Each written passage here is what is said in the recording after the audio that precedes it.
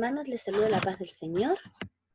Iniciamos un nuevo estudio bíblico del Centro Cristiano Misionero Pudahuel, siguiendo en la línea del panorama del Antiguo Testamento, siempre basándonos en el libro de Fe y Acción que tiene el mismo nombre, Panorama del Antiguo Testamento, que son textos de estudio creados por las Asambleas de Dios para nuestra organización. Así que, sin más preámbulos, vamos a nuestro estudio, dándole gracias a Dios por este tiempo que tenemos de poder estudiar su palabra. Vamos a compartir el documento. Ahí está. Excelente. Tenemos nuestro estudio bíblico semanal y nuestro tema de esta semana son los primeros padres de la Biblia, los llamados patriarcas. Esto involucra Génesis desde el capítulo 12 hasta su capítulo final, que es el capítulo 50. Primero que nada veremos un poco el contexto histórico. Amén. Vamos a subir un poquito para que puedan ver bien la imagen. Excelente. Ya. Génesis 12 inicia con, empieza a presentarnos ya el plan redentor. Ya, este plan que se empieza a vislumbrar en el huerto del Edén a través de la promesa que Dios hace a Eva, aquí ya empieza a tomar forma, ¿ya? ¿Para qué? Para redimir, para restaurar al hombre, al ser humano, de su maldad, de su lejanía con Dios. ¿A través de quién? A través de Abraham y de toda su descendencia. Los primeros padres de Israel fueron llamados patriarcas, ya que es un vocablo griego, de origen griego, y según este vocablo, la palabra patriarca significa gobernante de una familia o de una tribu, ¿ya? Estos primeros patriarcas vivieron en el Golfo Pérsico, en el sector del Golfo Pérsico, que hoy llamamos Golfo Pérsico, más o menos 2000 años antes de Cristo. El primer patriarca que nos menciona la Biblia es Abraham, que viaja desde Ur de los Caldeos hasta la tierra de Canaán, que es la tierra que Dios le ha prometido. ¿Ya? Veamos un poquito del contexto geográfico. A mí me gusta mucho esta imagen, ¿ya? Que es el área entre Ur de los Caldeos, ¿ya? Y el río Nilo, y es llamada esta la Media Luna Fértil. Es una zona que está compuesta por muchos pozos de agua, por lo tanto es una zona muy fructífera también y muy, muy segura era muy segura para viajar, ¿ya? Dentro de esos tiempos, ¿ya? Los extremos de esta luna está Caldea y Egipto, ¿ya? Que eran como las ciudades que dieron inicio a toda la humanidad, el origen de la humanidad o de los asentamientos humanos más importantes para el aprendizaje. Grandes centros culturales y comerciales del mundo antiguo, ¿ya?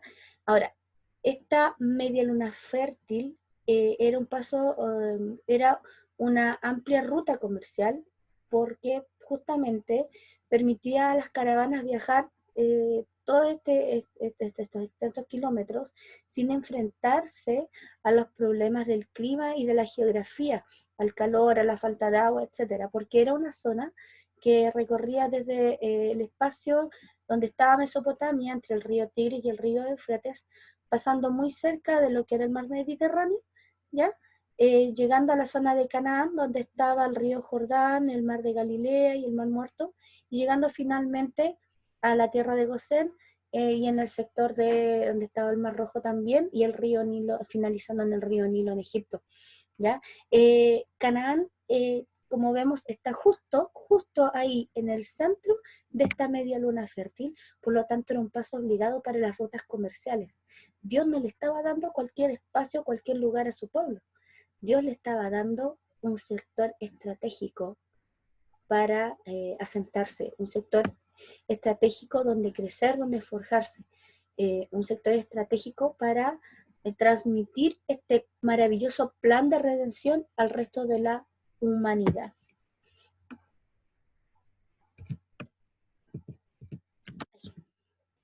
Ahora, En relación a los patriarcas, nuestro bosquejo inicial vamos a ver a Abraham entre los capítulos 12 y 23, a Isaac entre los capítulos 24 y 25, a Jacob entre los capítulos 25 y 35, y finalmente a José entre los capítulos 37 y 50. ¿Ya? Esta es una de las figuras que aparece en el libro de Fe y Acción, Panorama del Antiguo Testamento. Hoy día vamos a hablar principalmente de Abraham, ¿ya? Entre Génesis 12:1 y 25:50, ¿ya? Abraham es una de las personas más importantes de la historia, de toda la historia, no solo de la historia bíblica, no solo de la historia del cristianismo, no solo de la historia judía. Es respetado tanto por judíos como por el Islam, como patriarca, como hombre de fe, como padre de los fieles, ¿ya? Todo el mundo antiguo, todo el mundo oriental habla del padre Abraham, ¿ya? Por lo tanto, Abraham es un personaje icónico dentro de la historia. Nace en una familia que no adoraba a Dios, nace en Ur de los Caldeos, en una tierra donde se levantaron grandes naciones idólatras y muy lejanas, que se alejaron mucho del Señor, ¿ya? Mucho del plan de Dios. Abraham inicia su viaje desde Ur, ahí vemos en la imagen, en la figura, la flecha, las líneas negras, y vemos cómo deja a su padre en Harán y viaja aproximadamente 643 kilómetros desde Canaán, desde Ur de los Caldeos, perdón, hasta Canaán, solo obedeciendo a Dios. Él escucha a Dios y obedece. Deja todo, deja su tierra, deja sus parientes, deja su familia, y solamente toma a su esposa, a su sobrino, y viajan hacia la aventura, hacia la promesa. Porque es una aventura, es algo que desconocen, van a recorrer un camino que probablemente, si alguna vez lo recorrieron, fue por una ruta comercial, fue por una situación familiar, pero ahora van a lo desconocido, confiando ciegamente en lo que Dios le ha prometido a Abraham. Si se fijan, él sale vamos a seguir la flechita, ahí está, desde Ur, de los Caldeos, ya que está en el extremo del sur de Mesopotamia, y viaja primero serpenteando todo el río Éufrates hasta Harán, donde finalmente se separa de su familia, ¿ya? Y sigue esta ruta, esta media luna, ¿ya? Perdí la flecha, ya está. Sigue esta media luna,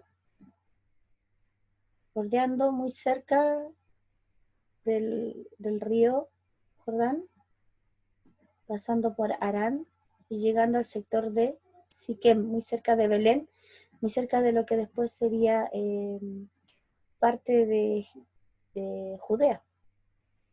Y de allí hace un viaje relámpago hasta Egipto y después vuelve. ¿Mm? ¿Ya? Tenemos que Abraham, en Génesis del 12 al 20, está la historia de Abraham, sus 25 primeros años de vida.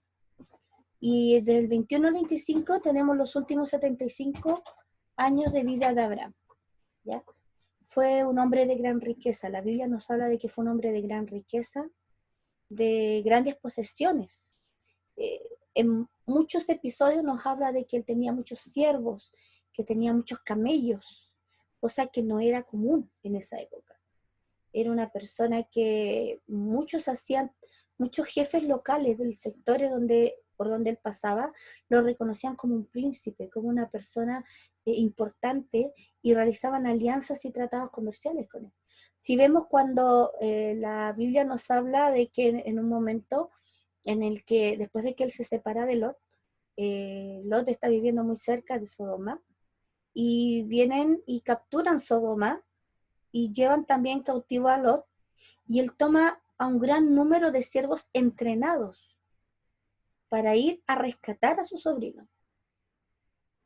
Y vemos entonces que ahí tenemos un aspecto que nos señala cuán considerable eran sus riquezas.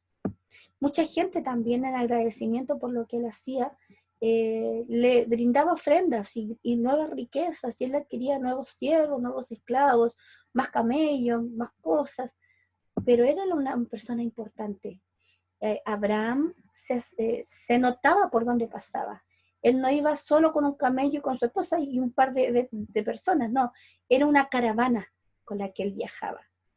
Por lo tanto, en esta travesía, él no iba solo, iba con mucha gente eh, acompañándole. Perdón. A pesar de que conoció por ser un hombre de fe, perdón, Abraham no fue perfecto. De hecho, justamente en Egipto demuestra falta de fe. Aquello por lo cual él es conocido eh, es lo que le falta cuando llega a Egipto. Su esposa Sara era una mujer hermosa, su media hermana, era su media hermana, pero era una mujer hermosa. Y pensando que Faraón iba a matarle para quedarse con su esposa, él decide presentarla solo como su hermana, y Faraón hace grandes favores para Abraham, caerle bien al hombre, que se supone era el tutor de Sara, y poder así conseguir que Sara se quedara con él.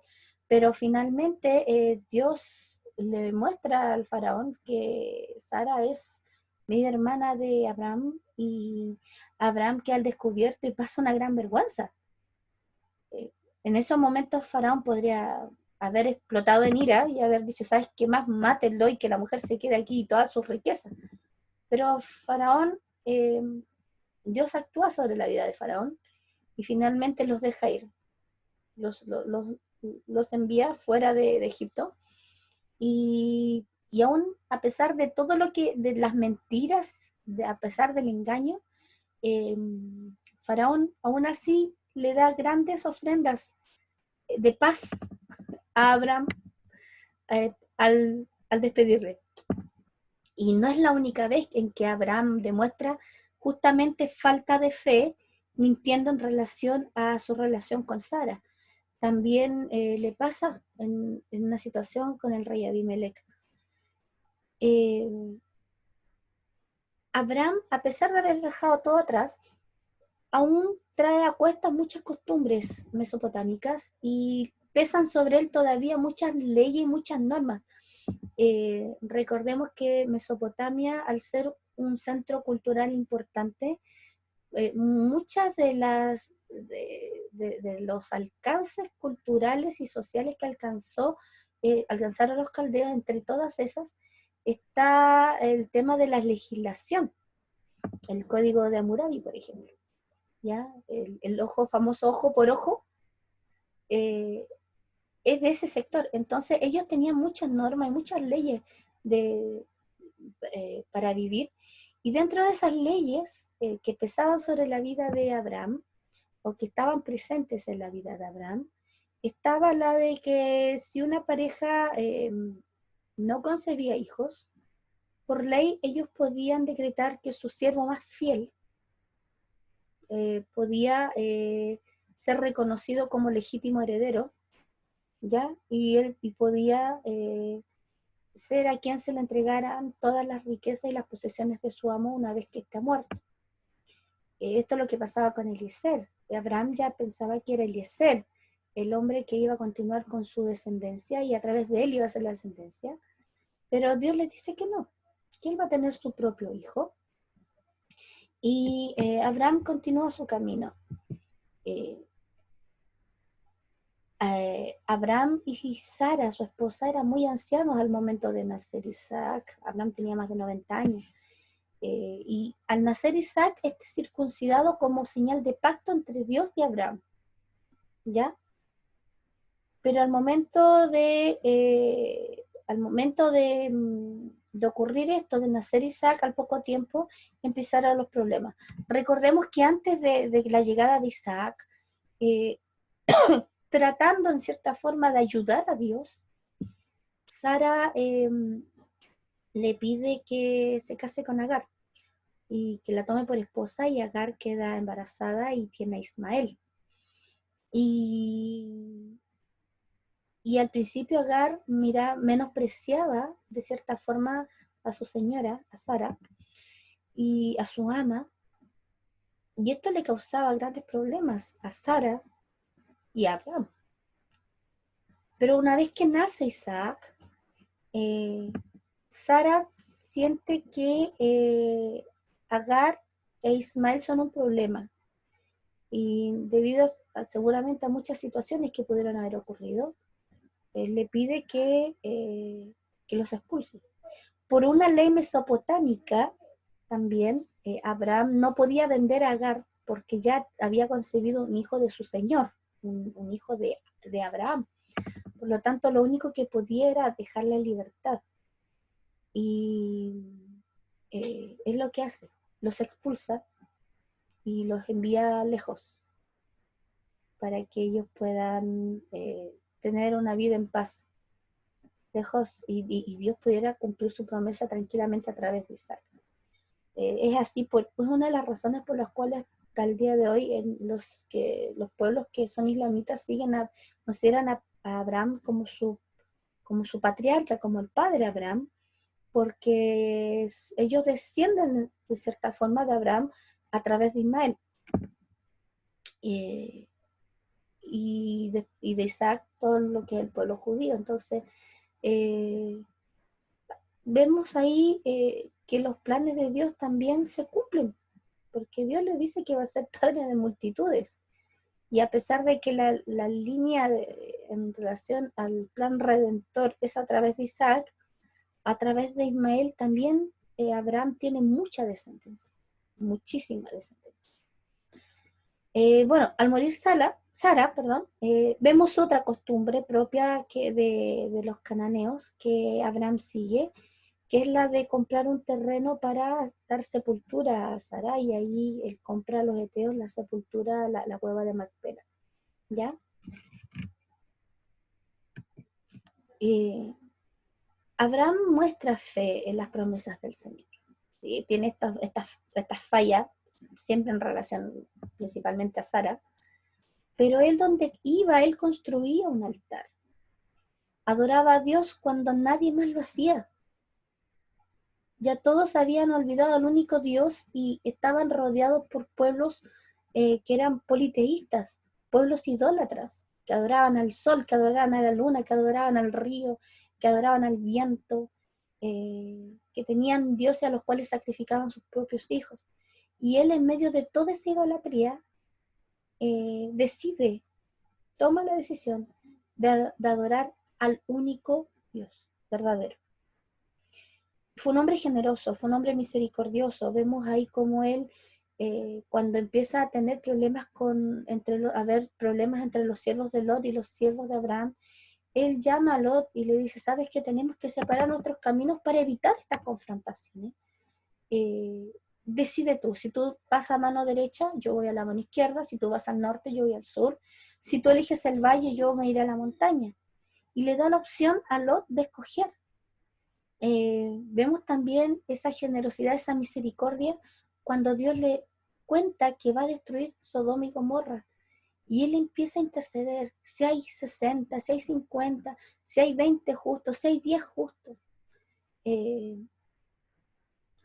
lo vemos con Agar e Ismael, que le brinda lo necesario y los libera para que ellos puedan vivir. Pero también pasó por grandes pruebas, y su mayor prueba fue cuando Dios le pide sacrificar a Isaac. Esa fue la mayor prueba a la que se vio sometido Abraham. Dios le pide sacrificar a Isaac, a su único hijo, al que se suponía que continuaría esta promesa que Dios había puesto sobre la vida de Abraham. Pero Abraham no duda en obedecer a Dios. Con el dolor de su corazón, no duda. Y cuando Isaac le hace la gran pregunta, le dice, como que se empezó a dar cuenta de que algo faltaba y que dónde estaba el cordero que iban a sacrificar. Abraham solo dice: Dios proveerá. En medio de la angustia, en medio de la ansiedad, Dios proveerá. Y Dios provee. y vemos que finalmente allí en el monte Moriah, Isaac no es sacrificado y Dios provee para el sacrificio. Bien, ahí tenemos la vida un poco resumida de Abraham, por lo menos hasta el momento del sacrificio de Isaac. Pregunta de la semana. Ya para la próxima semana seguiremos con Isaac y Jacob. Y la pregunta es, ya que Isaac no fue sacrificado y Dios proveyó, ¿quién fue sustituto en el monte Moriah? ¿A quién sacrificaron en lugar de Isaac? Hermanos, Dios les bendice y espero que este estudio sea de bendición para sus vidas también. Y nos vemos la próxima semana. Hasta pronto. Nos vemos.